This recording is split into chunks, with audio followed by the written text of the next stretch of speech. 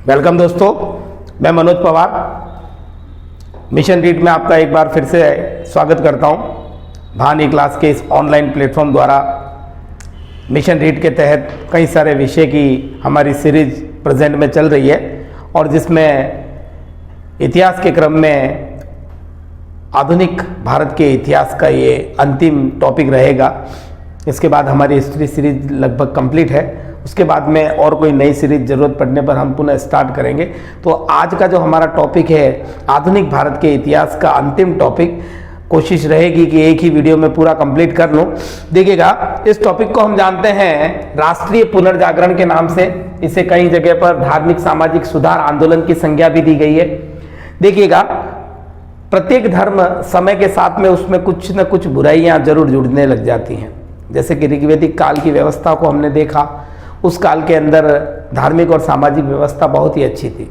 लेकिन जिस प्रकार धीरे धीरे उत्तर वैदिक काल का प्रारंभ होता है, बहुत सी ऐसी चीज़ें समाज में और संस्कृति में जुड़ती चली जाती है और जिसका हम दूरगामी परिणाम वर्तमान में भी भोग रहे हैं, देख रहे हैं।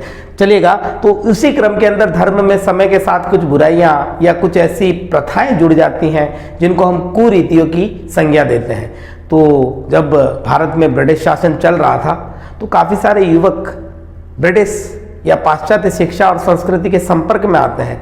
अलग अलग संस्कृति और धर्मों को समझने का उन्हें अवसर मिलता है और विशेष तौर पर चार्टर एक्ट 1933 के तहत जब ईसाई मिशनरियों को पूरी छूट मिल जाती है भारत में ईसाई धर्म के प्रचार और प्रसार के लिए, और वहीं ईसाइयों द्वारा भारतीय धर्म संस्कृति का मजाक और उपहास बनाया जाता है।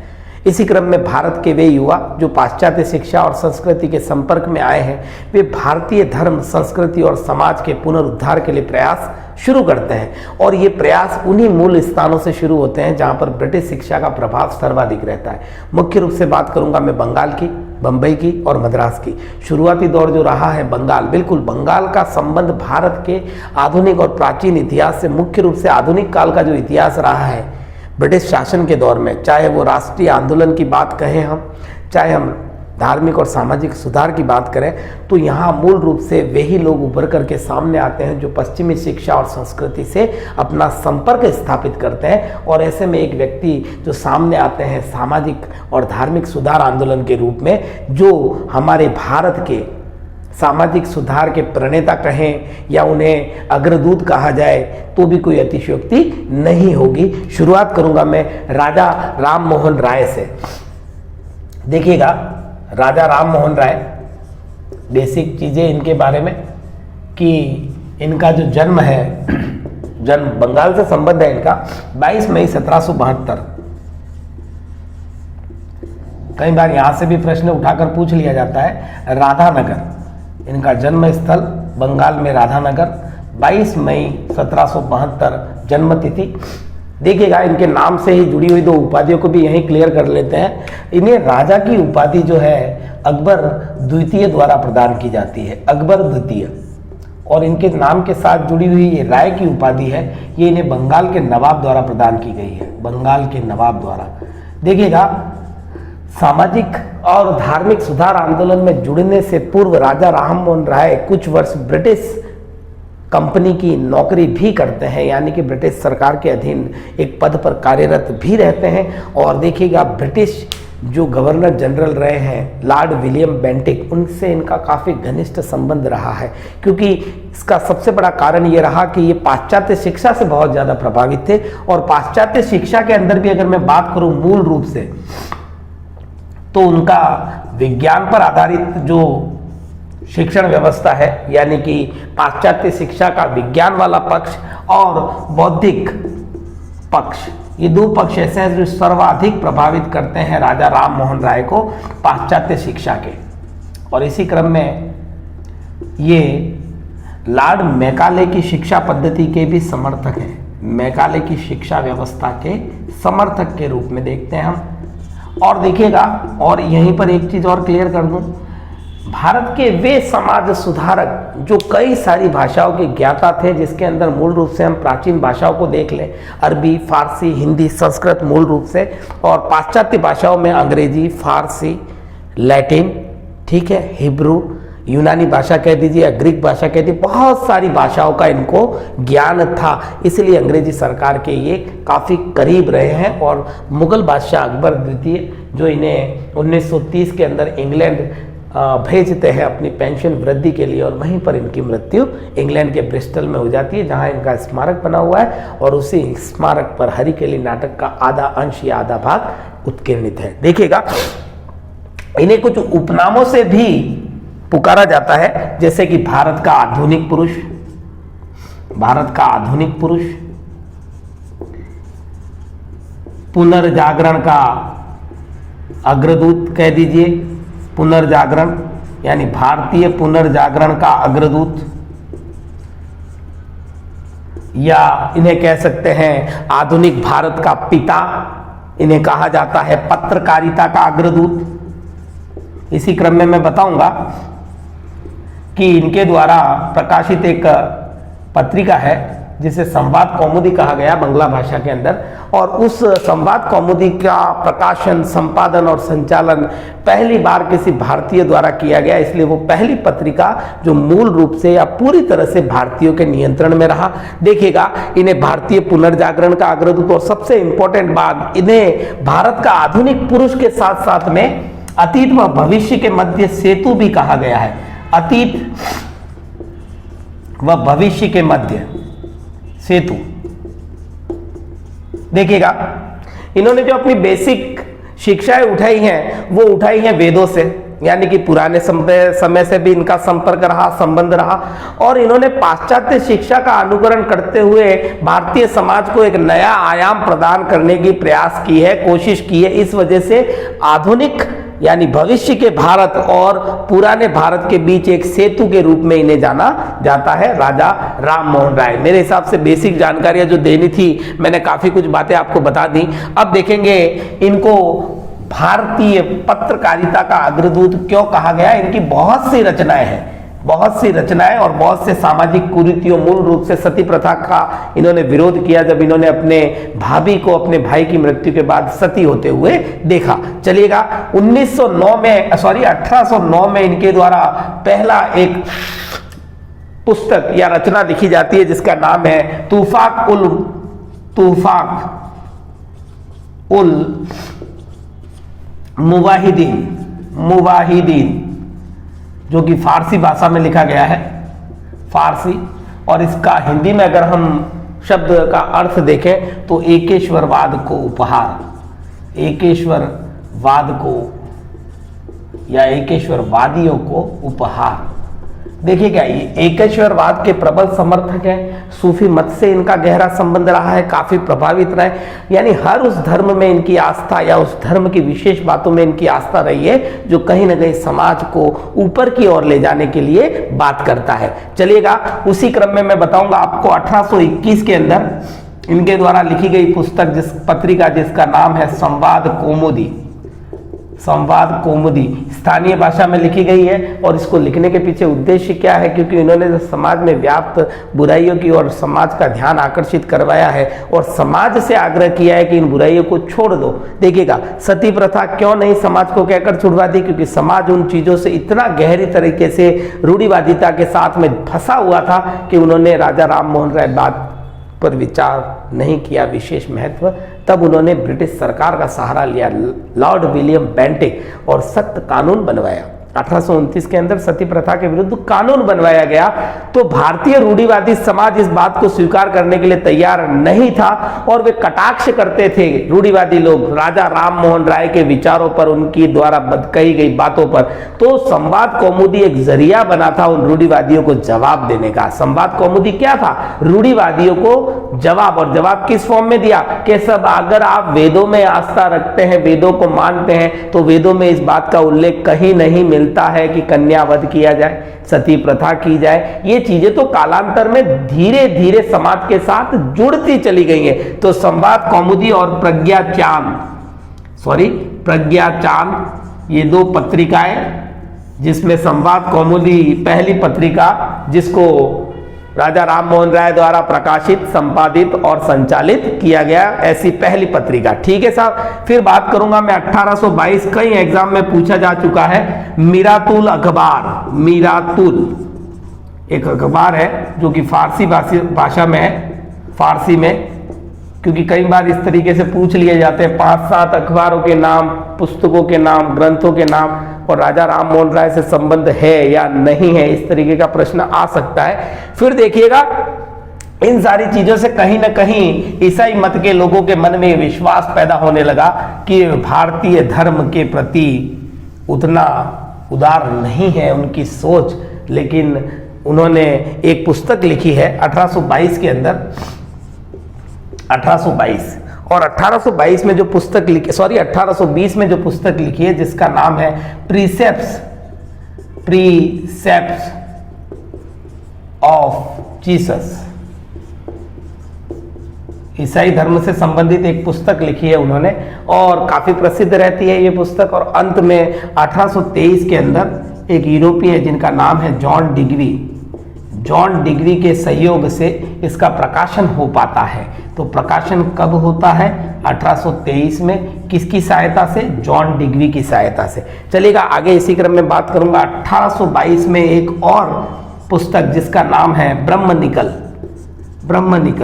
ये कुछ ऐसी रचनाएं हैं और इन्हीं कारणों से इन्हें भारत की पत्रकारिता का अग्रदूत माना गया, कहा गया। अब कुछ ऐसी सभाएं, संस्थाएं जिनकी बात करूंगा। देखो, सिर्फ ईयर और संस्था या पुस्तक ग्रंथ का नाम हमारे लिए जरूरी रहेगा। 1815 में आत्मीय सभा, 1815 में आत्मीय सभा, राजा राम मोहन राय द्वारा आत्मीय सभा, जिसके सदस्य के रूप में हम देखते हैं द्वारिकानाथ ठाकुर को, जो आगे चल करके इसमें जुड़ जाते हैं। उसके बाद में 1816 के अंदर, 1816 में वेदांग सोसाइटी,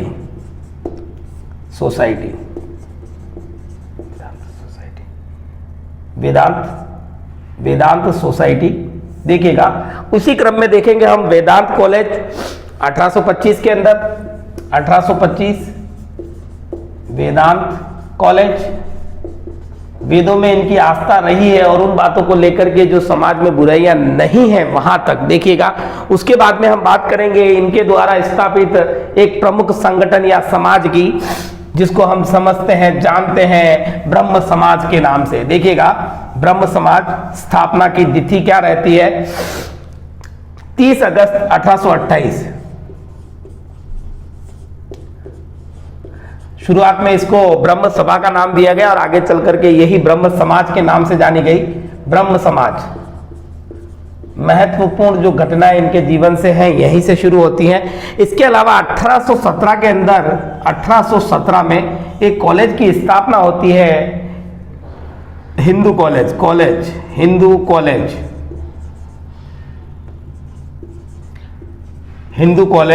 और ये हिंदू कॉलेज जो है डेविड हेयर द्वारा स्थापित है, डेविड हेयर, और जिसमें सहयोग किसका रहा है? राजा राम मोहन राय के सहयोग से 1817 में हिंदू कॉलेज स्थापित होता है कलकत्ता के अंदर। ठीक है साहब। अब देखिएगा, सबसे महत्वपूर्ण कार्य 1829 में एक कानून बनवाया जाता है, किसके विरुद्ध? सती प्रथा के विरुद्ध।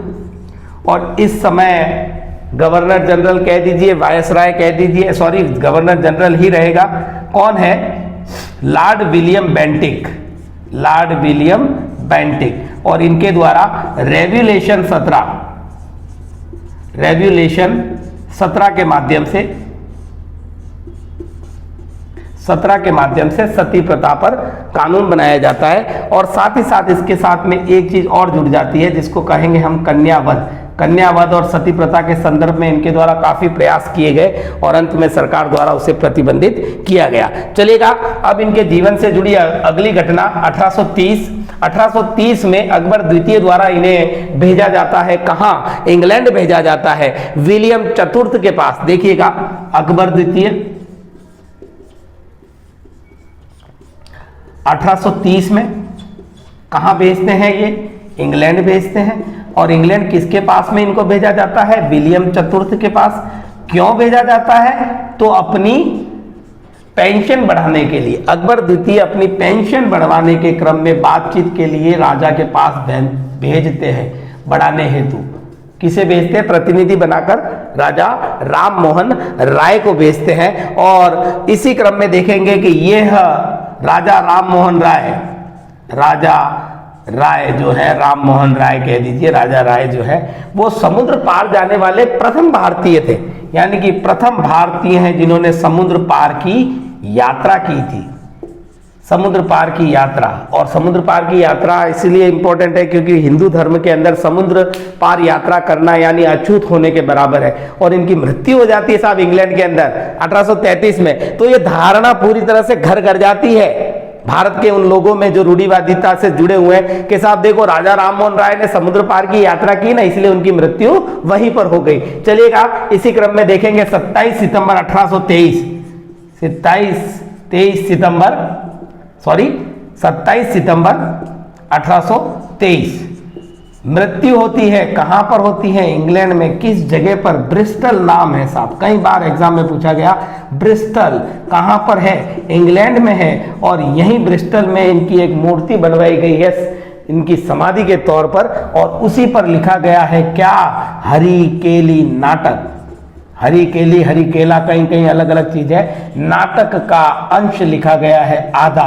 तो आधा अंश कहाँ लिखा गया है? संस्कृत कॉलेज कह दीजिए अजमेर का, या 2.5 दिन का झोपड़ा कह दीजिए। चलिएगा इसी क्रम में एक चीज और इंपॉर्टेंट, यहां जब सती प्रथा के विरुद्ध कानून बनवाया जाता है तो भारतीय रूढ़िवादी खेमे की जो है नेतृत्व कौन करते हैं? राधाकांत देव। राधाकांत देव।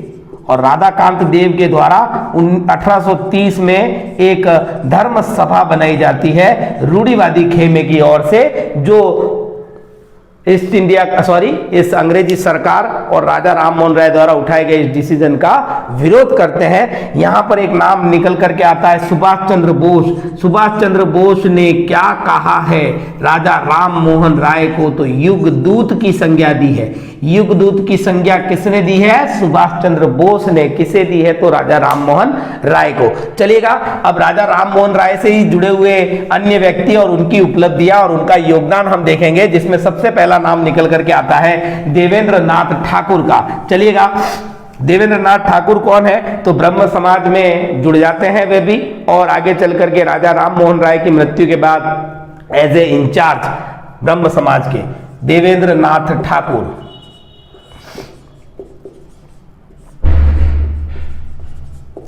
देवेंद्र नाथ ठाकुर जिनका संबंध रहता है ब्रह्म समाज से, कब? राजा राममोहन राय की मृत्यु के पश्चात। इनसे जुड़ा हुआ इंपॉर्टेंट प्रश्न जो कई एग्जाम में पूछा गया है, तत्वबोधिनी, पहले तत्व रंजिनी था, इसी का नाम बदल करके तत्वबोधिनी सभा की स्थापना किसने की है? तो देवेंद्र नाथ ठाकुर ने की है।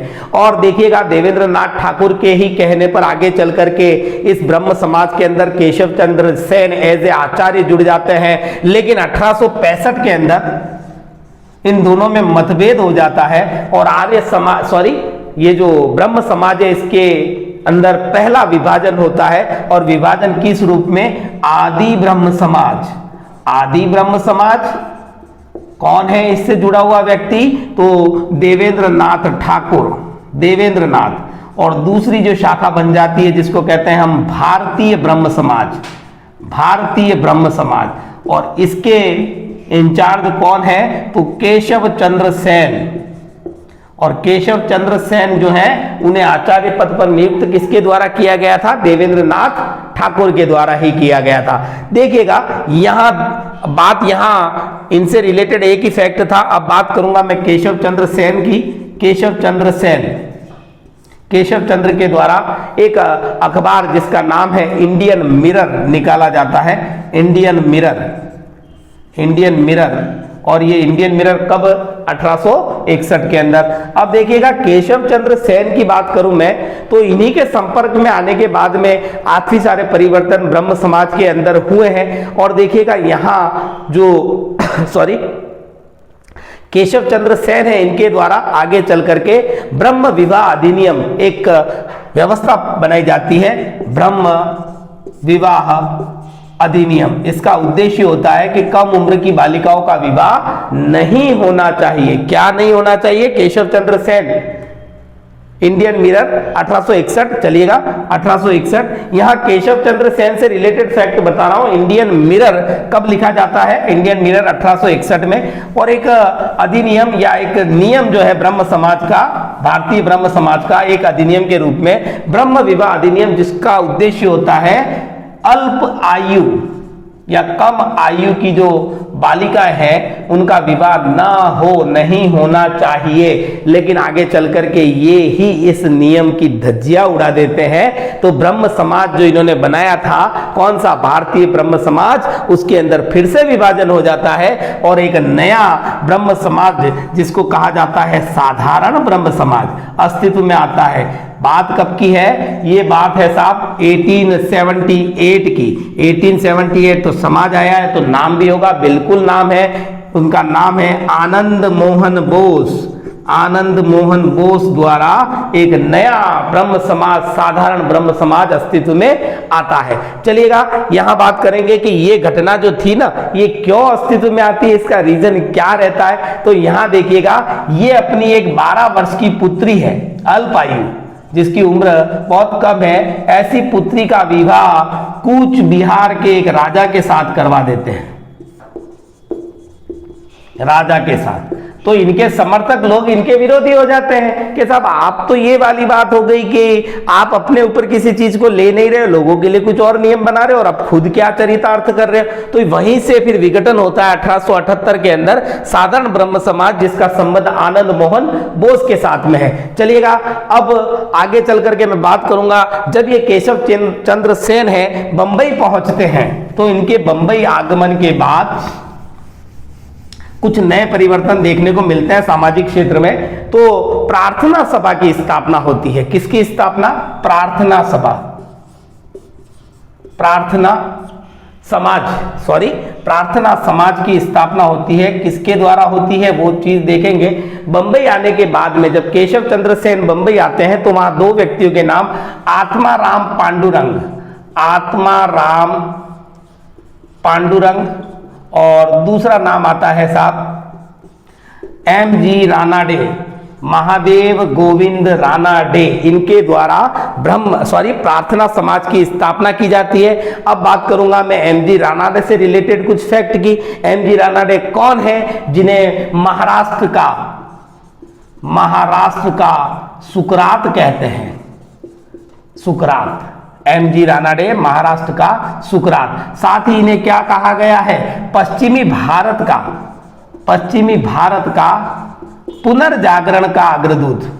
देखिए पूरे भारत की बात करें तो राजा राम मोहन राय, और अगर सिर्फ पश्चिमी भारत की बात करें विशेषकर महाराष्ट्र क्षेत्र की, तो उसके अग्रदूत माने जाते हैं महादेव गोविंद रानाडे, जो महात्मा गांधी के गुरु गोपाल कृष्ण गोखले के गुरु थे और महात्मा गांधी उन्हें अपना आध्यात्मिक गुरु स्वीकार करते थे। चलिएगा अब इन्हीं के संपर्क में आने के बाद, महादेव गोविंद रानाडे के संपर्क में काफी सारे लोग हैं और उनके द्वारा अलग अलग संस्थाएं बनाई गई हैं। सबसे पहली बात करूंगा 1867 की। 1867 नाम निकल करके आता है केशव कर्वे द्वारा विधवा आश्रम की स्थापना की जाती है। विधवा आश्रम, इसी क्रम में आगे देखेंगे हम 1884 दक्कन एजुकेशन सोसाइटी। 1884 दक्कन कह दीजिए, दक्कन एजुकेशन सोसाइटी। कहां पर? पुणे में। और यही एजुकेशन सोसाइटी आगे चल करके क्या कहलाती है? पुणे फर्गुसन कॉलेज या Poona Fergusson college. Poona Fergusson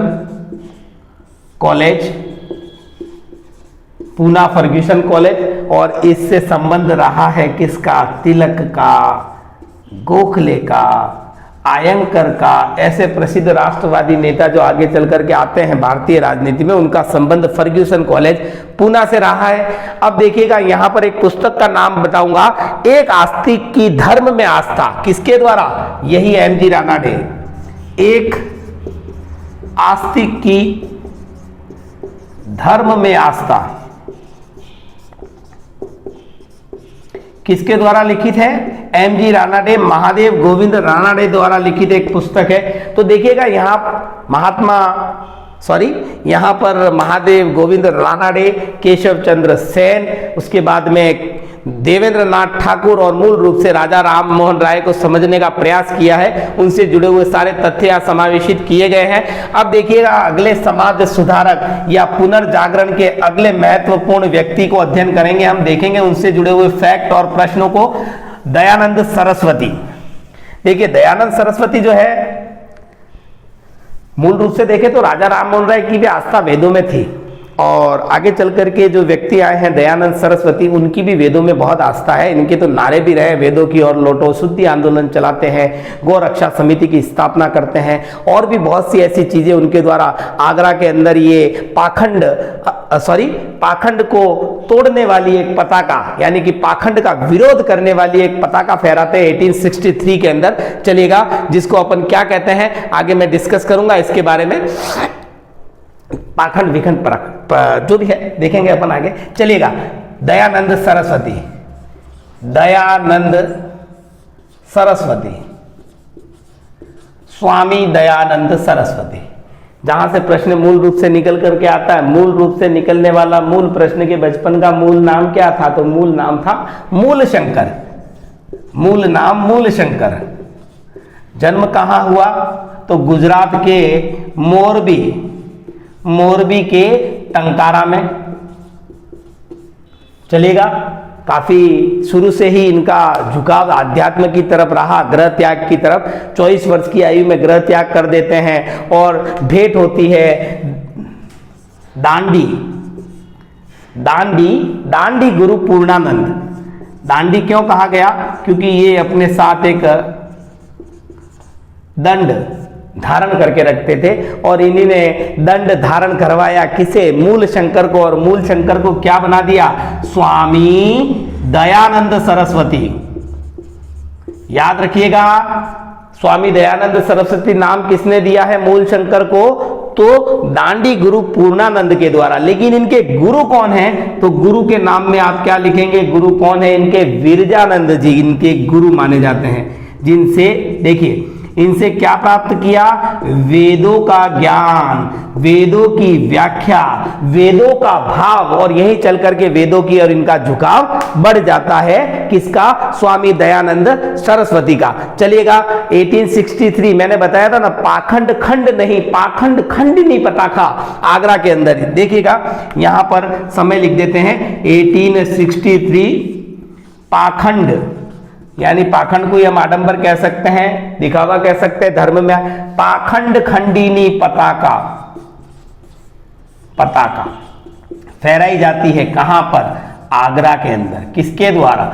Swami Dayanand Saraswati के द्वारा। इनके द्वारा दिया गया प्रसिद्ध नारा क्या है? वेदों की ओर लौटो, वेदों की ओर लौटो। तो यहीं पर मैं क्लियर कर देता हूं। सबसे पहले स्वदेश, मैंने जब पॉलिटिकल की क्लास ली थी पहली, उसके अंदर बताया था मैंने, स्वराज शब्द का सर्वप्रथम प्रयोग जो किया जाता है मौखिक रूप से स्वामी दयानंद सरस्वती के द्वारा, और फिर तिलक का नाम आता है स्वराज विधेयक के अंदर। ठीक है साहब, स्वदेश, स्वराज्य, स्वभाषा, और स्वभाषा के साथ ही हम जोड़ देते हैं हिंदी को राष्ट्रभाषा के रूप में मान्यता किसके द्वारा दी जाती है? तो स्वामी दयानंद सरस्वती के द्वारा। वेदों की ओर लौटो, क्योंकि राजा राम मोहन राय के बाद में जो उनके अनुयायी रहे हैं, जैसे कि अपन देवेंद्र नाथ ठाकुर की बात कर ले, केशव चंद्र सेन, तो वेदों से ज्यादा महत्व ये उपनिषदों को देते हैं। लेकिन पुनः उपनिषदों से अगर कोई लेकर के आता है, लौटाता है, तो वो है साहब स्वामी दयानंद सरस्वती। चलिएगा आगे इसी क्रम में बात करते हैं स्वामी दयानंद सरस्वती की, और क्या क्या उपलब्धियां रहती हैं, क्या क्या योगदान रहता है, कहां से प्रश्न निकल करके आ सकता है। चलिएगा इनके द्वारा 10 अप्रैल 1875 के दिन 10 अप्रैल 1875 आर्य समाज की स्थापना की जाती है। आर्य समाज, आर्य समाज की स्थापना किसके द्वारा? स्वामी दयानंद सरस्वती द्वारा। कब? तो 10 अप्रैल 1875 के द्वारा। उसके बाद 1877 में ये अपना मुख्यालय कहां स्थापित कर देते हैं? 1877 के अंदर लाहौर में अपना मुख्यालय। तो लाहौर को क्या बना देते हैं? मुख्यालय बना देते हैं। और यही लाहौर में आगे चल करके इनके अनुयायी कह दीजिए, इनकी बात और शिक्षाओं को मानने वाले जो लोग हैं, दो खेमों में बढ़ जाते हैं। पहला खेमा जो पाश्चात्य शिक्षा का विरोधी है और दूसरा वो जो पाश्चात्य शिक्षा को महत्व देता है, समर्थन करता है, जिसकी नेतृत्व की कमान जो है वो हंसराज और लाला लाजपत राय के हाथ में रहती है, जिनके द्वारा लाहौर में एक कॉलेज की स्थापना की जाती है जिसको कहते हैं दयानंद एंग्लो। देखिएगा, एंग्लो इसलिए जुड़ा है क्योंकि पाश्चात्य शिक्षा के समर्थक है, और वैदिक इसलिए जुड़ा है क्योंकि वो दयानंद से जुड़ा हुआ है। तो दयानंद एंग्लो वैदिक कॉलेज आज भी चलता है ना साहब, डीएवी के नाम से, डीएवी कॉलेज। तो चलिएगा, वो आएगी बात तब मैं बताऊंगा आपको। लाहौर मुख्यालय, इसके अलावा इनके द्वारा शुद्धि आंदोलन चलाया गया, ये मुख्य बात है। क्योंकि देखिएगा, बात उस समय की है जब काफी जोर जबरदस्ती से हमने सल्तनत काल देखा है, मुगल काल देखा है, फिर ईसाई मिशनरियों का समय देखा है। तो काफी सारे हिंदू धर्म के अनुयायी जो होते हैं दबाव में आकर, लालच में आकर, प्रलोभन में आकर के पथभ्रष्ट होकर के धर्म परिवर्तन कर देते हैं। उन लोगों को पुनः शुद्ध करके हिंदू धर्म में लाना, यही शुद्धि आंदोलन का उद्देश्य होता है। इनके द्वारा वेद भाष्य, दो प्रसिद्ध पुस्तकें हैं, वेद भाष्य और वेद भाष्य भूमिका, दो पुस्तकें लिखी जाती हैं इनके द्वारा, स्वामी दयानंद सरस्वती। और इनकी जो प्रमुख पुस्तक है जिसका नाम है सत्यार्थ प्रकाश, सत्यार्थ प्रकाश। और सत्यार्थ प्रकाश की रचना इन्होंने कहाँ की है? उदयपुर में, अपने उदयपुर प्रवास के दौरान। और इसकी भाषा क्या है? तो संस्कृत। यानी प्रारंभिक समय में दयानंद सरस्वती अपने उपदेश जो है वो संस्कृत भाषा में देते थे, लेकिन वो जो अभी राजा राम मोहन राय से जुड़े थे ना आगे चलकर, केशव चंद्र सेन, बिल्कुल केशव चंद्र सेन के संपर्क में आते हैं और केशव चंद्र सेन के आग्रह पर ये अपनी भाषा संस्कृत से क्या कर देते हैं? हिंदी। हाँ नहीं, इसकी सत्यार्थ प्रकाश की नहीं, अपने उपदेशों की भाषा चेंज कर देते हैं और हिंदी में उपदेश देना प्रारंभ कर देते हैं। अब एक नाम निकल करके आता है वैलेंटाइन चिरोल, जिसने क्या कहा है? बाल गंगाधर तिलक को भारतीय राजनीति में अशांति का जनक, तो वही कहता है किसको? दयानंद सरस्वती को कहता है भारतीय अशांति का जनक। समाज में जो अशांति आ रही है उसका जनक कौन है? दयानंद सरस्वती। राजनीति में जो अशांति आ रही है उसका जनक कौन है? तो वो है साहब आपका बाल गंगाधर तिलक। और बात करेंगे कि राष्ट्रवाद क्यों पैदा हुआ भारत में, तो विवेकानंद ने जो शिक्षाएं दी ना, विवेकानंद की शिक्षाएं, उन्हीं शिक्षाओं को माध्यम बनाकर वो सबसे प्रमुख कारण रहा है राष्ट्रवाद के उदय का। तो ऐसा है वैलेंटाइन चिरोल। चलिएगा, फिर देखेंगे हम कि मैंने आपको बताया था ना अभी कि जो आर्य समाज है वो आगे चल करके दो खेमों में बट गया। खेमों का मतलब बंटवारा किस चीज को लेकर है? पाश्चात्य शिक्षा, पाश्चात्य शिक्षा को लेकर। जो समर्थन करने वाले लोग हैं ये समर्थन, और ये जो समर्थन नहीं करते हैं वे लोग। समर्थन करने वाले लोगों में नाम किसका आता है? लाला लाजपत राय, लाजपत राय। पाश्चात्य शिक्षा जरूरी है। और दूसरे हैं हंसराज। और यहां पर आपके नाम निकल करके आता है श्रद्धानंद, श्रद्धानंद, लेखराम और मुंशीराम। अब देखिएगा कुछ विशेष नहीं है, बस यहीं पर ये अगर पाश्चात्य शिक्षा को महत्व नहीं देते हैं तो ये गुरुकुल की स्थापना करते हैं। क्या करते हैं साहब? गुरुकुल। कहां पर करते हैं? कांगड़ी हरिद्वार, हरिद्वार के अंदर, कांगड़ी हरिद्वार के अंदर इनके द्वारा गुरुकुल की स्थापना की जाती है। कब की जाती है? तो 1902 के अंदर। यहां पर ये क्या करेंगे? तो दयानंद एंग्लो वैदिक कॉलेज कहां पे करेंगे? लाहौर में। लाहौर के अंदर कब करेंगे? 1889। तो ये कुछ महत्वपूर्ण फैक्ट है इनसे जुड़े हुए पाश्चात्य शिक्षा और उसके संबंध में। और मैंने पहले ही बता दिया, स्वराज्य, स्वदेश, स्वभाषा, हिंदी भाषा को राष्ट्रभाषा। एक और महत्वपूर्ण कार्य, गौ रक्षा समिति का संगठन का स्थापना, गौ रक्षा समिति। गौ रक्षा समिति की स्थापना किसके द्वारा की जाती है? स्वामी दयानंद सरस्वती के द्वारा। अब देखेंगे एक फैक्ट, वैसे मैं राजस्थान से जुड़े हुए फैक्ट भी लेकर के आऊंगा, उसके अंदर बताऊंगा पूरी स्टोरी, लेकिन अभी सिर्फ शॉर्ट में यही समझ लीजिए कि स्वामी दयानंद सरस्वती की मृत्यु जो है 30 अक्टूबर 1883, 30 अक्टूबर 1883 कहां होती है? अजमेर में। ये फैक्ट रहेगा इंपॉर्टेंट, अजमेर के अंदर इनकी मृत्यु हो जाती है। एक और नाम निकाल करके लाया हूं, यंग बंगाल आंदोलन, बंगाल आंदोलन। एक आया था एशियाटिक सोसाइटी की स्थापना किसने की थी? हाँ, एशियाटिक सोसाइटी, ये वो नहीं है, ये है यंग बंगाल आंदोलन, Henry William Derozio, Henry William Derozio, इनके द्वारा यंग बंगाल आंदोलन जो है उसकी शुरुआत की जाती है, संस्थापक माने गए हैं। चलिएगा आगे बात करूंगा मैं स्वामी विवेकानंद की। चलिएगा स्वामी विवेकानंद, भारत में उनके जन्म को क्या मानकर मनाया जाता है? उन्हें मानकर मनाया जाता है, जैसे सीधे शब्दों में कहे तो कैरियर डे के रूप में, राष्ट्रीय युवा दिवस के रूप में, युवाओं के लिए एक प्रेरणा स्रोत रहे हैं। कौन? क्योंकि बहुत कम उम्र के अंदर बहुत बड़ा नाम करके विश्व स्तर पे वो मृत्यु को प्राप्त कर लेते हैं। चलिएगा स्वामी विवेकानंद, स्वामी विवेकानंद जन्म देख लीजिए 12 जनवरी, जिस दिन क्या मनाते हैं हम? राष्ट्रीय युवा दिवस। 1863, कहां पर? बंगाल में। पिता का नाम वैसे नहीं पूछते हैं लेकिन ध्यान रखेंगे, विश्वनाथ, विश्वनाथ दत्त। माता का नाम भुवनेश्वरी, भुवनेश्वरी। इनका स्वयं का बचपन का नाम नरेंद्रनाथ दत्त, नरेंद्रनाथ दत्त। जन्म कब हुआ? 12 जनवरी 1863 के अंदर। कहां पर हुआ है? बंगाल के अंदर। चलेगा, ये काफी कश्मकश में रहते हैं और अपनी ज्ञान पिपासा शांत करने के लिए कई बार रामकृष्ण परमहंस से मुलाकात करते हैं, उन्हें अपने गुरु के रूप में स्वीकार करना चाहते हैं, पर रामकृष्ण परमहंस जो है हठी स्वभाव के और थोड़े से सन की प्रवृत्ति के होते हैं, तो कई बार उनको धुतकार कर वहां से निकाल देते हैं। लेकिन अंत तो गतवा 1861 के अंदर रामकृष्ण मिशन, सॉरी रामकृष्ण परमहंस,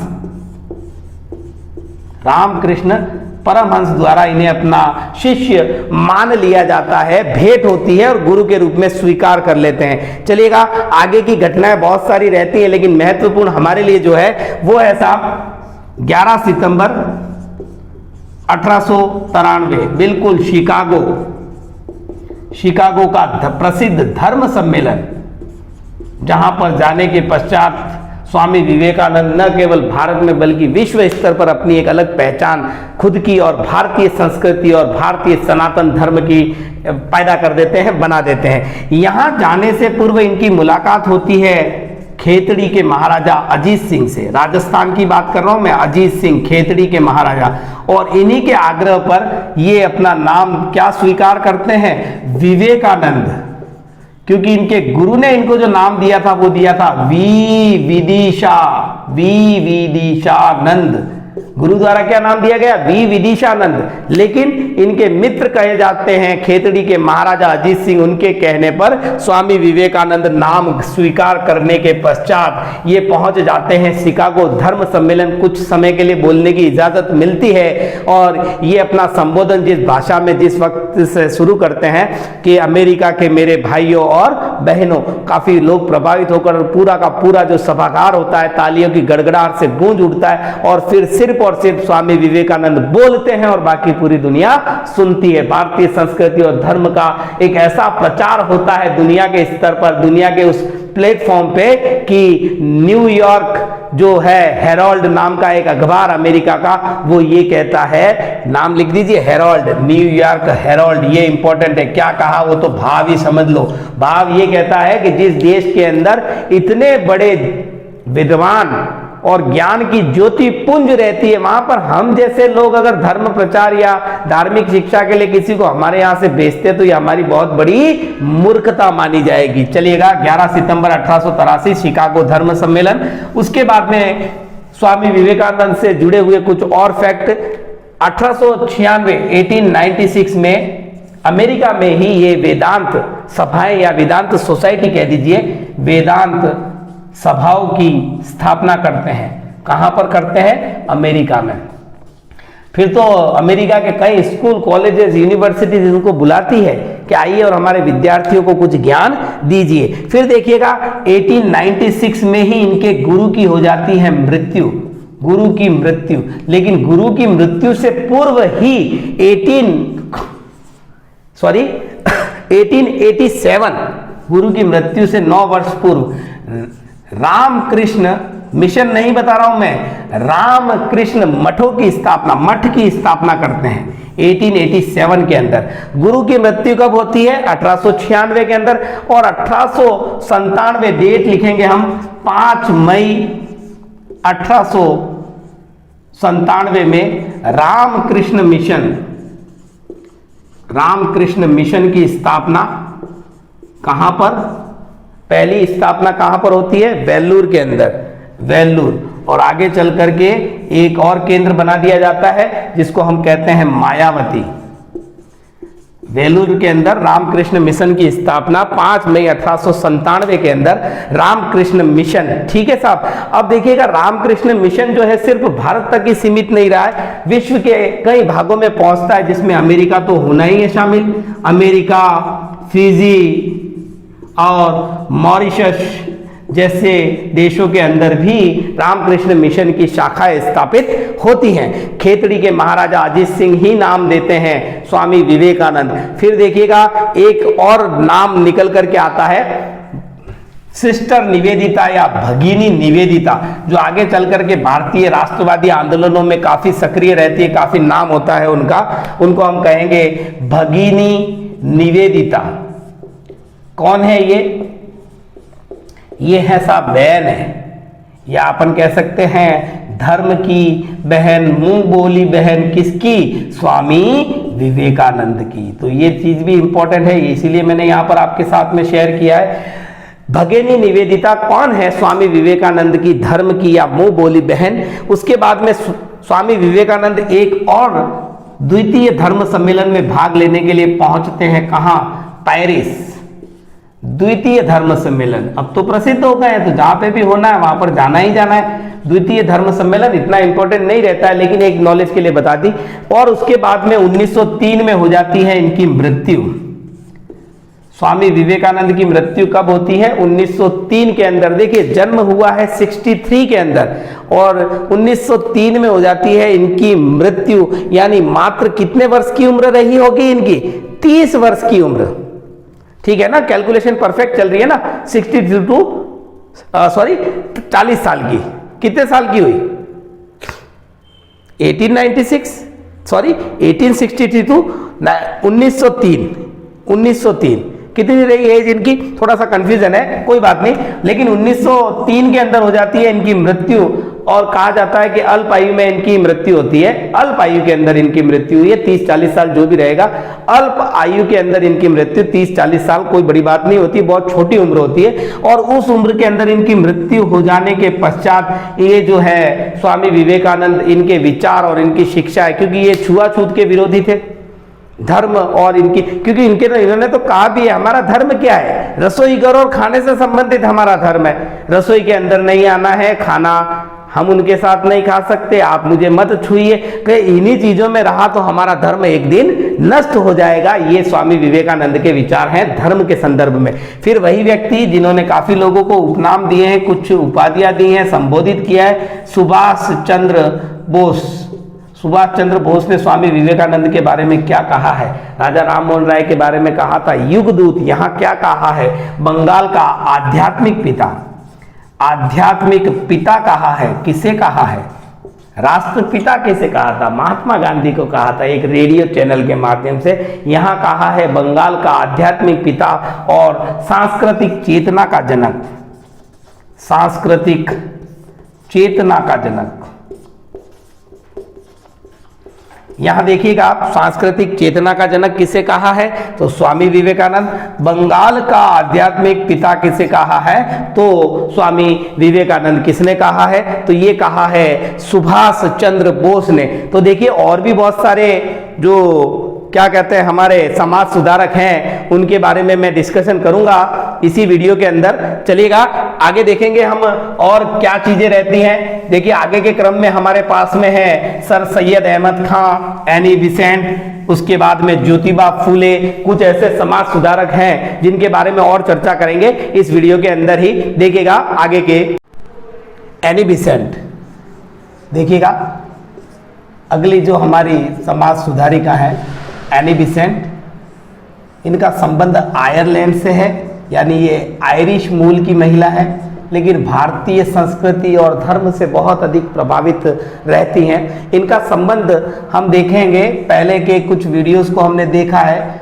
भारतीय राष्ट्रीय आंदोलन में होम रूल 1916, जी बिल्कुल, एक नाम था तिलक, जिनके द्वारा पूना में होम रूल लीग की स्थापना, और उसी क्रम में एनी बिसेंट द्वारा मद्रास में होम रूल लीग की स्थापना।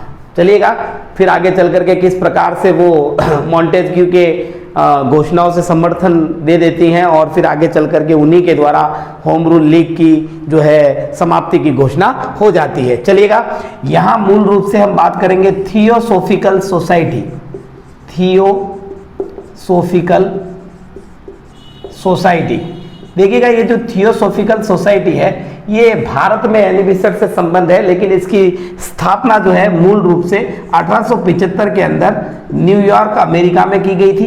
तो किसके द्वारा की गई ये भी काफी बार पूछा जा सकता है। दो नाम यहां पर आते हैं, पहला नाम है मैडम ब्लावत्स्की और दूसरा नाम आता है कर्नल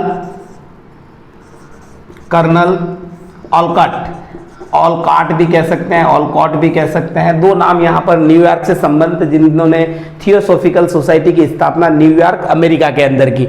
अब ये जो शब्द है थियोसोफिकल, इसमें दो मूल शब्द हैं, थियोस और दूसरा शब्द है सोफिया। देखिएगा इनका तात्पर्य रहता है थियोस सोफिया का ब्रह्म ज्ञान, या अपन कह सकते हैं ब्रह्म विद्या। थियोसोफिया ब्रह्म विद्या। देखिएगा भारत के अंदर ये कैसे आता है, उससे पहले ये जानकारी लेना जरूरी है कि जो एनी बिसेंट है ये सबसे पहले न्यूयॉर्क के इस थियोसोफिकल सोसाइटी की सदस्यता ग्रहण करती हैं 1889 के अंदर। 1889 में ये बन जाती हैं क्या, सदस्य। और यहाँ पर जो मूल रूप से नाम आता है वो मैडम ब्लावत्स्की का ही आता है, मैडम ब्लावत्स्की की मृत्यु हो जाती है और उसके पश्चात 1191 में थियोसोफिकल सोसाइटी की सर्वे सर्वा बन जाती हैं। कौन बन जाती हैं? एनी बिसेंट सर्वे सर्वा बन जाती हैं। और इसी क्रम में आगे चल करके ये एक कार्यालय, अंतरराष्ट्रीय कार्यालय थियोसोफिकल सोसाइटी की स्थापना करती है आड्यार के अंदर, आड्यार मद्रास प्रांत के अंदर। आड्यार मद्रास प्रांत के अंदर इनके द्वारा स्थापना होती है एक कार्यालय के रूप में 1882 में। आड्यार जो मद्रास प्रांत में पड़ता है वहां पर इन्होंने, क्योंकि इनका संबंध देखिएगा होम रूल लीग में भी इनका संबंध हमने मद्रास से ही देखा है। यहाँ पर 1882 में आड्यार जगह का नाम जरूर ध्यान रखिएगा। मद्रास के अंदर, मद्रास प्रांत में इनके द्वारा एक कार्यालय की स्थापना की जाती है। थियोसोफिकल सोसाइटी जो अंतरराष्ट्रीय संस्था है उसका कार्यालय कहाँ पर बनाया जाता है? आड्यार के अंदर। इस क्रम के अंदर हम देखेंगे, देखिएगा आगे इनके द्वारा जो प्रमुख कार्य और क्या किया गया, प्रमुख एक कार्य और किया गया, इन्होंने देखो समझ लीजिए भारत के अंदर जितने भी वैदिक धर्म से जुड़े हुए जो स्थल हैं, तीर्थ स्थल, उनकी यात्राएं की और भारत के वैदिक धर्म या सनातन धर्म को इन्होंने सर्वश्रेष्ठ माना है। इनका जीवन या कह दीजिए इनका पहनावा वगैरह सब इन्होंने चेंज कर दिया था। भारतीय संस्कृति के विश्व की सबसे श्रेष्ठ और प्रमुख सभ्यता और संस्कृति मानी है भारतीय सभ्यता और संस्कृति को, वैदिक धर्म से संबंधित। इसी क्रम में इनके द्वारा 1898 के अंदर सेंट्रल हिंदू कॉलेज की स्थापना की जाती है, सेंट्रल हिंदू कॉलेज। और सेंट्रल हिंदू कॉलेज की स्थापना की जाती है। इसी क्रम में काफी सारे लोग जुड़ते हैं और सब उसके बाद में 1916 के अंदर यही सेंट्रल हिंदू कॉलेज 1916 में मदन मोहन मालवीय जिन्हें महामना कहा जाता है, मदन मोहन मालवीय के सहयोग से प्रयासों से बनारस हिंदू विश्वविद्यालय में रूपांतरित हो जाता है। हिंदू विश्वविद्यालय जो सेंट्रल हिंदू कॉलेज की स्थापना एनी बेसेंट द्वारा की गई थी, यही आगे चल करके बनारस हिंदू विश्वविद्यालय 1916 मदन मोहन मालवीय के प्रयासों से। चलिएगा, फिर जब हमने देखा था भारतीय राष्ट्रीय आंदोलन, वहां एनी बेसेंट से जुड़ी हुई दो पत्रिकाओं की मैंने बात की थी, कॉमनवेल्थ और न्यू इंडिया, जहां पर मैंने बात की थी मराठा और केसरी से संबंध बताया था मैंने तिलक का, और उन्हीं के माध्यम से होम रूल लीग की उन्होंने प्रचार प्रसार की। वैसे ही इन्होंने होम रूल लीग की और आंदोलन का प्रचार प्रसार, साथ ही भारतीय लोगों में इन्होंने एक तरह से जागृति पैदा करने के लिए कॉमनवेल्थ और न्यू इंडिया का सहारा लिया। अंत में देखिएगा 20 सितंबर 1935 में इनकी मृत्यु हो जाती है। और कहां हो जाती है? वही स्थान आड्यार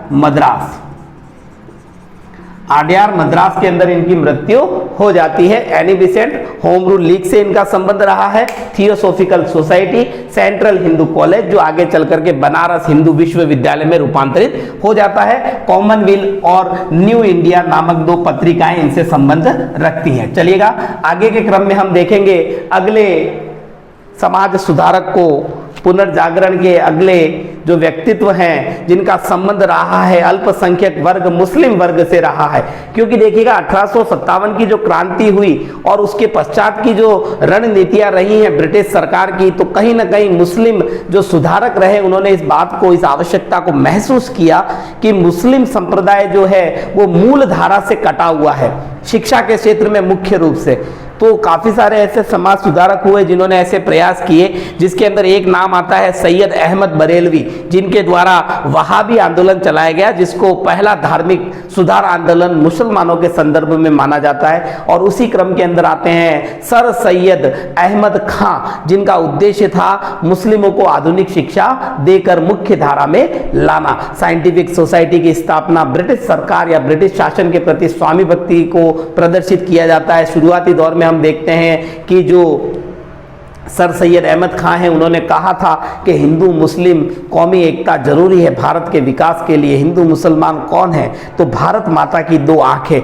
लेकिन आगे चल करके ब्रिटिश सरकार इन्हीं सर सैयद अहमद खां को कांग्रेस के अगेंस्ट यानी कांग्रेस के सामने प्रस्तुत करते हैं, उनके विपरीत प्रस्तुत करते हैं। चलिएगा, बात करेंगे इन सारे बिंदुओं पर। सर सैयद अहमद खां, सर सैयद अहमद खां,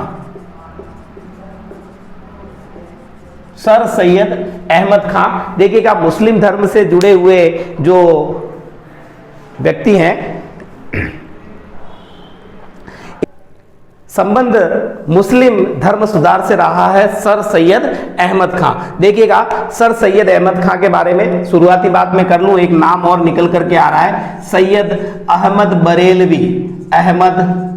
बरेलवी, जिनके द्वारा पहला मुस्लिम सुधार आंदोलन चलाया गया और उस आंदोलन को नाम क्या दिया गया है? वहाबी आंदोलन।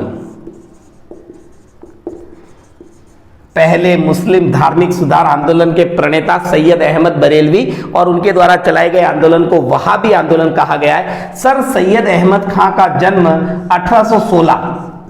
1816 में दिल्ली में एक कुलीन परिवार के अंदर होता है, अल्पसंख्यक है, एक अच्छे व्यवस्थित परिवार में इनका जन्म होता है। और देखिएगा, इनके द्वारा जो आंदोलन चलाया गया उसको नाम क्या दिया गया है? अलीगढ़ सुधार आंदोलन। किससे संबंधित है? इनका संबंध मुस्लिम संप्रदाय से है, मुस्लिमों को। और इन्होंने अपना उद्देश्य क्या तय किया था? मुस्लिमों को आधुनिक शिक्षा या परिदृश्य में लाना, अन्य संप्रदायों की तुलना में मुस्लिम लोग बहुत ज़्यादा पिछड़े हुए हैं शिक्षा के क्षेत्र में, संस्कृति के क्षेत्र में, तो उन्हें आधुनिकता की ओर लाना यही उनका प्रयास रहा है। तो इनका जन्म 1816 में हुआ। इनके द्वारा चलाया गया जो आंदोलन है अलीगढ़ सुधार आंदोलन, मुस्लिम संप्रदाय से इनका संबंध रहा है। चलिएगा आगे इन्होंने क्या क्या सामाजिक सुधार के कार्य किए, विशेष करके मुस्लिम संप्रदाय के लिए ही रहे हैं इनके कार्य। 1878, क्योंकि देखो मैंने आपको 1857 का विद्रोह पढ़ाया था, उसको एक सैनिक विद्रोह की संज्ञा दी है सर जॉन शीले ने, और इनका समर्थन किया था दो भारतीयों ने, जिसमें एक दुर्गादास है और दूसरे हैं सर सैयद अहमद खान। 1878 के अंदर इनके द्वारा अलीगढ़ मुस्लिम एंग्लो ओरिएंटल कॉलेज की स्थापना की जाती है अलीगढ़ के अंदर। एंग्लो मोमेडन ओरिएंटल कह दीजिए, एंग्लो मोमेडन कह दीजिए, मोमेडन एंग्लो कह दीजिए। तो मोमेडन एंग्लो मुस्लिम लिखा है मैंने, वही एक ही समान शब्द है Aligarh. Mohammedan Anglo oriental college की स्थापना की जाती है 1878 के अंदर, और यही Aligarh Mohammedan Anglo oriental college आगे चलकर 1920 में क्या बन जाता है, अलीगढ़ मुस्लिम विश्वविद्यालय। अलीगढ़ मुस्लिम विश्वविद्यालय 1920 के अंदर जो अपना स्वरूप है वो प्राप्त करता है। अब बात करूंगा एक यूरोपीय विद्वान या इतिहासकार या लेखक जिनका संबंध है। देखिएगा 1870 के अंदर एक लेखक है जिनका नाम है डब्ल्यू हंटर। इनके द्वारा एक पुस्तक लिखी जाती है जिसका नाम है इंडियन मुसलमान। क्योंकि देखो अंग्रेजों की तो नीति रही है फूट डालो या बांटो और राज करो, तो उसी क्रम में वो मुसलमान पक्ष को कहीं ना कहीं कांग्रेस के विरुद्ध यूज करना चाहती थी। तो ब्रिटिश सरकार को ये सुझाव दिया है डब्ल्यू हंटर ने अपनी इस पुस्तक के अंदर कि मुस्लिमों को अपनी ओर मिलाइए, उनके साथ में एक समझौता कीजिए और उनको इस प्रकार से तैयार कीजिए कि वे आपका सहयोग करें, साथ दें। देखिएगा ये सुझाव इंडियन मुसलमान नामक अपनी पुस्तक में डब्ल्यू हंटर द्वारा दिया गया है। और इसी क्रम के अंदर अगर हम देखते हैं तो सर सैयद अहमद खान के विचार देखिएगा। ब्रिटिश शासन या ब्रिटिश जो अधीनता है, ब्रिटिश शासन को स्वीकार किया है, क्योंकि उन्हीं से प्राप्त पाश्चात्य शिक्षा से ही मुसलमानों का विकास संभव है, ऐसा सोचना था सर सैयद अहमद खान का। चलिएगा उसके अलावा उन्होंने मुस्लिम संप्रदाय के अंदर प्रचलित पीरी मुरादी प्रथा, जैसे पीर मुरीद होते हैं ना गुरु शिष्य, उस प्रथा को समाप्त करने की भी वकालत की थी। को समाप्त करना इनका पक्ष था कि इस प्रथा को समाप्त किया जाए, पीरी मुरादी प्रथा को समाप्त किया जाए। अब ब्रिटिश अधीनता में से इनका बहुत ज्यादा विश्वास था। फिर इनके द्वारा एक रचना है जिसको कहते हैं हम तहजीब उल अखलाक। ये रचना किसकी है? सर सैयद अहमद खान की। चलिएगा फिर इसी क्रम में अंदर सबसे इंपॉर्टेंट जहां से कई बार प्रश्न पूछा जाता है, 1864 में इनके द्वारा साइंटिफिक, कई एग्जाम में पूछा गया है, साइंटिफिक सोसाइटी के संस्थापक कौन है? सर सैयद अहमद खान 1864 के अंदर। फिर देखिएगा मैंने पहले ही क्लियर कर दिया है, ब्रिटिश शासन के प्रति इनका जो विचार था, अधीनता में विश्वास और कहीं ना कहीं ब्रिटिशर्स के लिए एक स्वामी भक्ति कह सकते हैं। तो इसी क्रम में इनके द्वारा देखिएगा एक पुस्तक लिखी जाती है जिसका नाम है राजभक्त मुसलमान। किसके भक्त के रूप में? ब्रिटिशर्स के। राजभक्त मुसलमान नामक एक पुस्तक लिखी जाती है, राजभक्त मुसलमान। किसने लिखी है? सर सैयद अहमद खान ने। और बनारस के राजा हैं जिनका नाम है शिव प्रसाद, बनारस के राजा शिव प्रसाद, उनका सहयोग लेकर एक संस्था भी इनके द्वारा बनाई जाती है जिसका नाम है देशभक्त एसोसिएशन।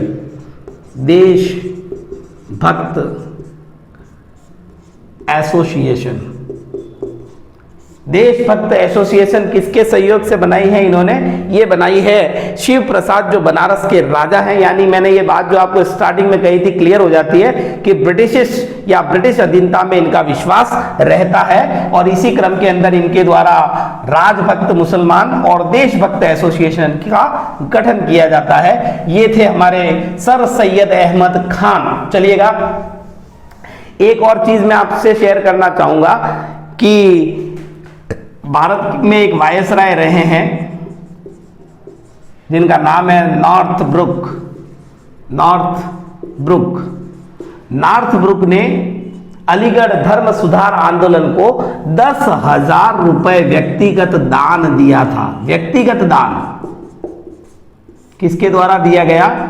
नॉर्थब्रुक के द्वारा। किसे दिया गया? तो अलीगढ़ धर्म सुधार आंदोलन को, यानी सर सैयद अहमद खान को। क्योंकि इनकी अगर इतनी ज्यादा स्वामी भक्ति दिखाई दे रही है तो कहीं ना कहीं ब्रिटिशर्स की भी ये मॉरल ड्यूटी बनती है कि वो भी कुछ करें। चलेगा, इसी क्रम में एक ऐसे धर्म सुधारक को पढ़ेंगे जिनसे 2-3 क्वेश्चन इंपॉर्टेंट रूप से निकल करके आते हैं। ज्योतिबा फूले।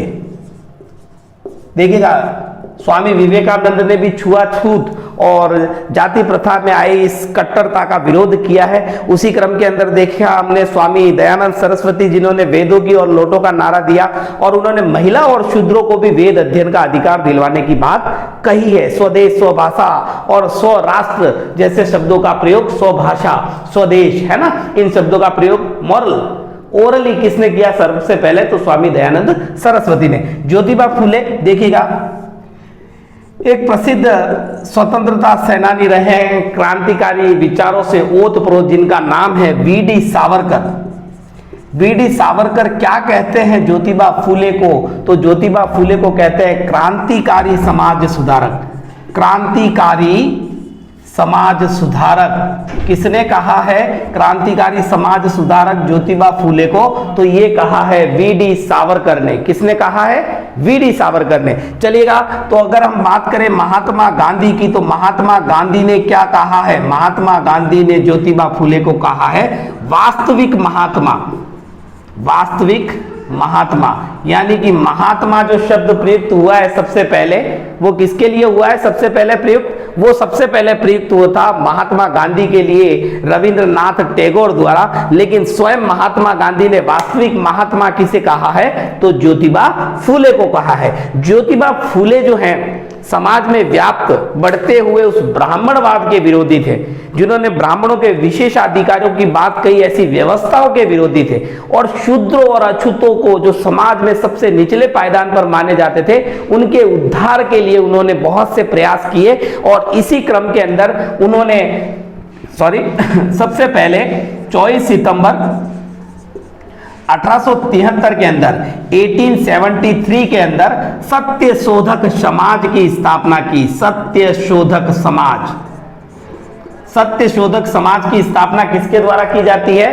तो ज्योतिबा फूले के द्वारा। कई एग्जाम में पूछा गया और रीट के दृष्टिकोण से भी उतना ही महत्वपूर्ण। यहां पर एक और चीज आएगी, प्रार्थना सभा।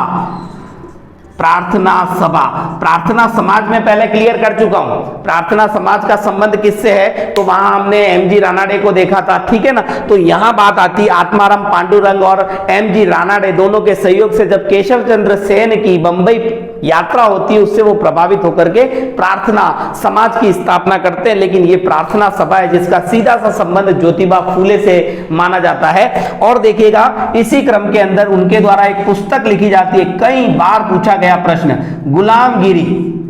देखिएगा, ये गुलाम व्यवस्था भारत में नहीं थी, ये दास प्रथा को इंगित करने वाला शब्द है गुलामगिरी। लेकिन इन्होंने यूरोपीय देशों के और विशेषकर यूरोपीय देशों के साथ साथ अमेरिका का एक स्टडी की, उसमें पाया कि वहां के जो दास हैं, अश्वेत लोग हैं, उनके ऊपर जो अत्याचार होता है श्वेत लोगों का, उसी को यहाँ भारतीय जो व्यवस्था चल रही थी सामाजिक, उसके परिप्रेक्ष्य में दोनों का तुलनात्मक एक प्रकार से अध्ययन करते हैं और पाते हैं कि जो स्थिति वहां के दासों की है, अश्वेतों की है, वही स्थिति भारत में शूद्र और अछूत माने जाने वाले वर्ग की है। तो कहीं ना कहीं कंपैरिजन किया है उन दासों का भारतीय अछूतों के साथ में। तो उसी संदर्भ में उनकी ये पुस्तक आती है गुलामगिरी, जो बहुत इंपॉर्टेंट रहती है, कई बड़े से बड़े एग्जामों में भी इसको पूछा जाता है। और एक और अखबार की बात करूं, दीनबंधु अखबार, इस दीनबंधु अखबार के माध्यम से ज्योतिबा फूले ने अपने विचार, और मूल रूप से विचार क्या है, भारतीय समाज में बढ़ते हुए ब्राह्मणवाद और ब्राह्मणों को दिए जाने वाले विशेषाधिकारों के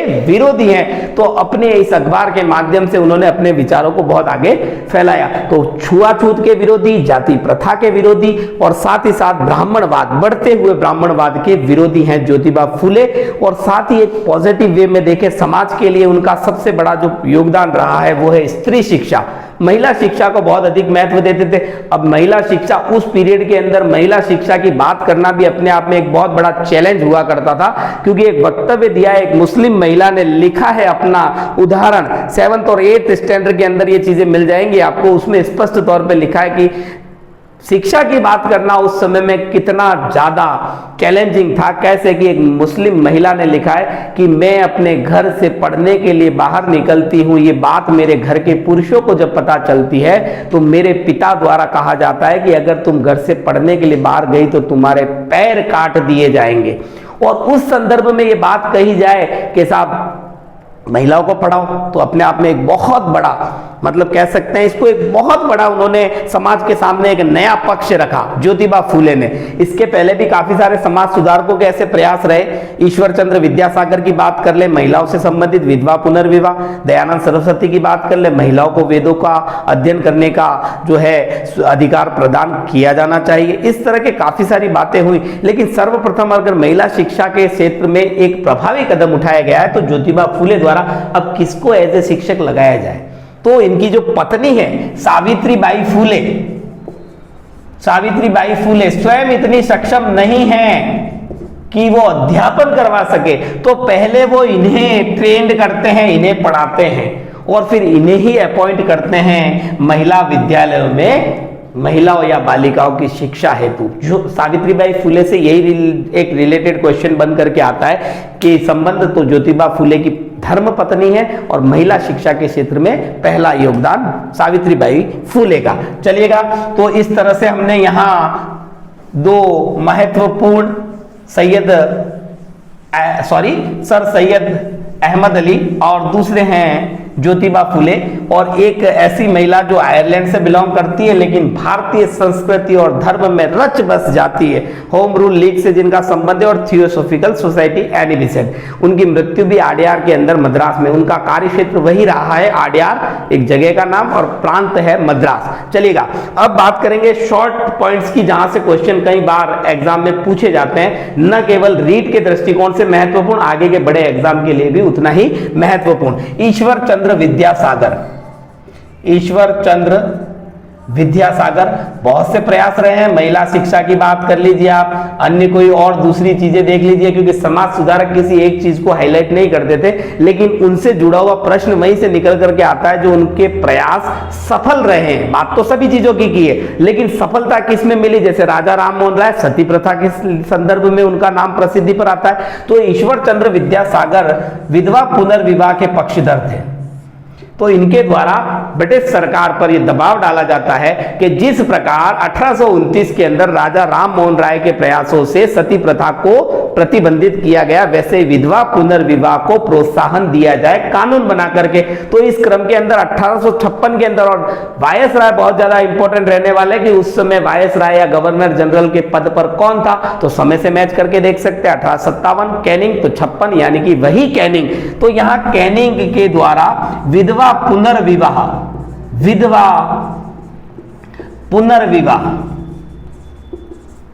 के लिए कानून बनाया जाता है लॉर्ड कैनिंग के समय में। अब देखिएगा, कहते हैं ना कि पर उपदेश कुशल बहुतेरे, यानी कि दूसरों को उपदेश देना बहुत ज्यादा आसान होता है। तो इसी चीज को चरितार्थ करने के लिए स्वयं ईश्वर चंद्र विद्यासागर अपने पुत्र का विवाह एक विधवा स्त्री से करते हैं। चलिएगा, इसके बाद में बात करूंगा, अगले पॉइंट पर आते हैं। शॉर्ट पॉइंट देखेंगे जहां से क्वेश्चन निकल करके आ सकता है। 1906, नाम है केशव कर्वे।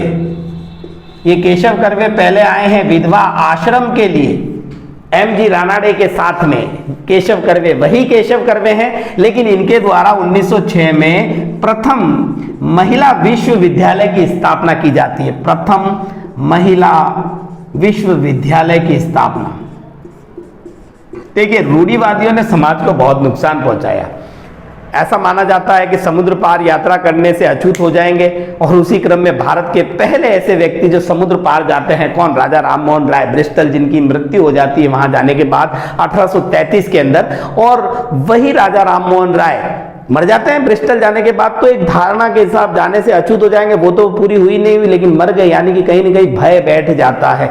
और भारतीय लोगों में, हिंदू संप्रदाय के अंदर महिला शिक्षा के संदर्भ में ये भ्रांति बनी हुई थी कि जो महिला जितना ज्यादा पढ़ेगी या पढ़ने की और आकर्षित होगी, वो उतनी ही जल्दी विधवा हो जाएगी, उसका पति मर जाएगा। तो मुसलमान संप्रदाय के अंदर ये माना जाता था कि जो लड़कियां हैं एजुकेशन के लिए बाहर निकलती हैं, गली मोहल्लों से गुजरेंगी स्कूलों के लिए, तो वो वहां जाने के बाद ऐसे ऐसे लोगों के संपर्क में आएंगी तो बिगड़ जाएंगी।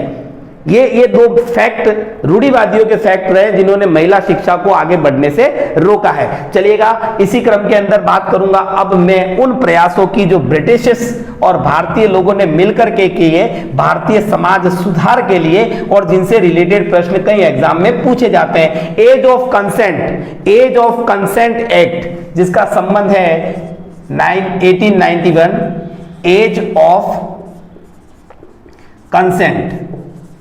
देखिएगा, ब्रिटिश सरकार भी चाहती थी, क्योंकि काफी बार ऐसा उपहास किया जाता था भारतीय लोगों और समाज और उनके द्वारा अपनाए गए रीति रिवाजों का, कि साहब हम लोग तो देखो कितना आगे हैं, यूरोपीय महाद्वीप के लोग कितना आगे, और आज भी ये पुराने रीति रिवाजों और रूढ़िवादियों में फंसे हुए लोग हैं। तो as of consent act Bharatiya Samaj सुधारकों के ही प्रयासों से ये संभव हो पाता है। और उस समय के जो भारतीय वायसराय हैं, जिनका नाम है लैंसडाउन, और उन्होंने भारत में विवाह के लिए लड़कियों की न्यूनतम उम्र तय की 12 वर्ष। लेकिन हम तो अंग्रेजों के विरोधी हैं साहब। अंग्रेजों के द्वारा किए गए हर कार्य को हम लोगों ने समाज पर, संस्कृति पर, आर्थिक व्यवस्था पर, राजनीतिक व्यवस्था पर एक आघात ही माना है। लेकिन कहीं ना कहीं वो हमारे लिए हितकारी भी रहे हैं। देखिएगा, 12 वर्ष न्यूनतम आयु तय की गई महिला या बालिका के विवाह के लिए। काफी सारे बड़े राष्ट्रवादी नेताओं ने, जिसमें तिलक का नाम भी आता है, एज ऑफ कंसेंट एक्ट का विरोध करते हैं। लेकिन आगे इसी क्रम के अंदर 1930 के अंदर भारतीय समाज सुधारक, या कह दीजिए एक बहुत बड़े व्यक्ति जिनका संबंध रहता है बाल विवाह अधिनियम से, क्योंकि 1930 के इस एक्ट को शारदा एक्ट भी कहते हैं। क्यों कहते हैं? क्योंकि इसका संबंध है हर विलास शारदा से। हर विलास शारदा, तो शारदा एक्ट भी पूछ करके कई बार एग्जाम में कंफ्यूज करते हैं। ये शारदा एक्ट वही है, बाल विवाह निषेध अधिनियम 1930। इस समय एज डिसाइड होती है बालिका की 14 वर्ष और बालक की 18 वर्ष। वर्तमान में क्या है साहब? वर्तमान में बालक की आयु है 21 वर्ष और बालिका की 18 वर्ष। इस समय कौन है गवर्नर जनरल या वायसराय? Lord Irwin. ये वही इरविन है। कौन से वाला इरविन? गांधी इरविन समझौता। ठीक है ना साहब? चलिएगा, तो यहां कुछ ऐसी बातें जो पॉइंट जहां से प्रश्न निकल करके आते हैं। अब अंग्रेजी सरकार द्वारा उठाए गए वो कदम जो भारतीय समाज सुधार के लिए एक तरह से कह दीजिए माइलस्टोन साबित हुए हैं, क्योंकि भारतीय समाज में कई बुराइयां जुड़ चुकी थी। बहुत सी बुराइयां तो ऐसी थी, सती प्रथा अपने आप में एक विभत्स बुराई थी। पति की मृत्यु के बाद पत्नी को जिंदा चिता पर जला दिया जाना, और उस प्रथा को महिमा मंडित करने के लिए कि साहब वो तो सती माता बन चुकी है। और इसका विरोध राजा राममोहन राय तब करते जब उनके भाई की मृत्यु के बाद उनकी भाभी को जबरदस्ती सती बनाया जाता है। चलिएगा, शिशु वध प्रतिबंध कब लगा है? देखिएगा, शिशु वध प्रतिबंध बहुत पहले से लगाकर बहुत आगे तक चलता है। मेहरानगढ़ दुर्ग का निर्माण जोधपुर के संस्थापक किसके द्वारा? राव जोधा द्वारा करवाया जाता है। और वहां नींव के अंदर एक व्यक्ति जिसका नाम है राजा राम या राजिया, जो मेघवाल संप्रदाय से था। बिल्कुल ये सिलेबस के अकॉर्डिंग ही चल रहा हूं मैं, राजस्थान के अंदर ये स्पष्ट तौर पर लिखा हुआ है। उस व्यक्ति को नींव में डाला जाता है। ऐसी प्रथाएं थी कि साहब इस तरीके से करने पर नींव मजबूत होगी। पता नहीं कैसे मजबूत होगी, लेकिन कुप्रथा है, कुरीतियां हैं जिनका संबंध रहा है बहुत आगे तक।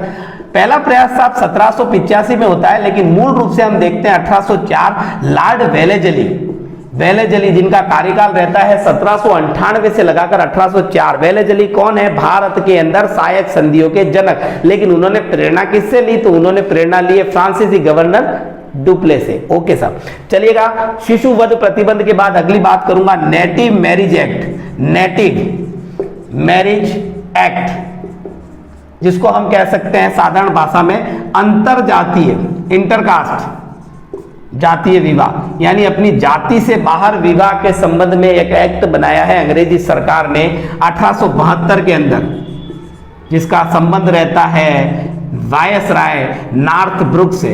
और ये नॉर्थब्रुक वही है जिन्होंने अलीगढ़ धर्म सुधार आंदोलन में व्यक्तिगत रूप से 10,000 रुपए का दान दिया था। एक और प्रथा भारत के अंदर, दास प्रथा, बिल्कुल संबंध वर्तमान परिप्रेक्ष्य में पूछ लेते हैं कि दास प्रथा का संबंध भारतीय संविधान के किस अनुच्छेद से है, तो अनुच्छेद 23 से। ठीक है साहब, 24 में बाल श्रम है और 23 के अंदर है बलात् श्रम, किसी भी व्यक्ति को जबरदस्ती उसकी इच्छा के विरुद्ध श्रम पर नहीं लगाया जा सकता। दास प्रथा जिसका संबंध है 1943 आजादी के समकक्षी एलन बरो, ये भारत के वायसराय रहते हैं जब दास प्रथा को पूरी तरह से भारत में प्रतिबंधित कर दिया जाता है। तो विचार यही है और आशा यही है कि इस वीडियो के अंदर भारतीय राष्ट्रीय पुनर्जागरण या धार्मिक सामाजिक सुधार से रिलेटेड सारे फैक्ट आपके सामने प्रस्तुत किए हैं, सारे प्रमुख समाज सुधारकों के बारे में और उनसे जुड़े हुए महत्वपूर्ण प्रश्न, जहां से प्रश्न बने हैं पिछले परीक्षाओं में और आगामी परीक्षाओं में बन सकते हैं, उन सारी चीज़ों को यहाँ पर हमने छूने का प्रयास किया है। तो इसी क्रम के अंदर मैं मनोज पवार आपसे आज्ञा चाहूँगा और एक इम्पॉर्टेंट जो चीज़ मैं आपसे शेयर करना चाह रहा हूँ, इस वीडियो के साथ में हमारा रीट हिस्ट्री पोर्शन कंप्लीट हो जाता है। जिसने भी ये वीडियोस पहले के टॉपिक नहीं देखे हैं, प्लेलिस्ट के अंदर अवेलेबल हैं, आप टॉपिक को नाम से सर्च करके वो वीडियोस देख सकते हैं। विश्वास यही है, आपको विश्वास दिला रहा हूँ कि आप अगर इस वीडियो को देखते हैं तो आपको इस टॉपिक से रिलेटेड अन्य किसी और चीज़ में रेफरेंस में जाने की ज़रूरत नहीं रहेगी। वो सारे कंटेंट्स इसके अंदर ऐड किए गए वीडियोस के अंदर कि आपकी प्रिपरेशन प्रॉपर हो सके। तो मैं मनोज पवार आपसे इस वीडियो में आज्ञा चाहता हूँ। अगली नेक्स्ट सीरीज जो भी होगी बहुत जल्दी आपके सामने लेकर उपस्थित होऊंगा। धन्यवाद, थैंक यू।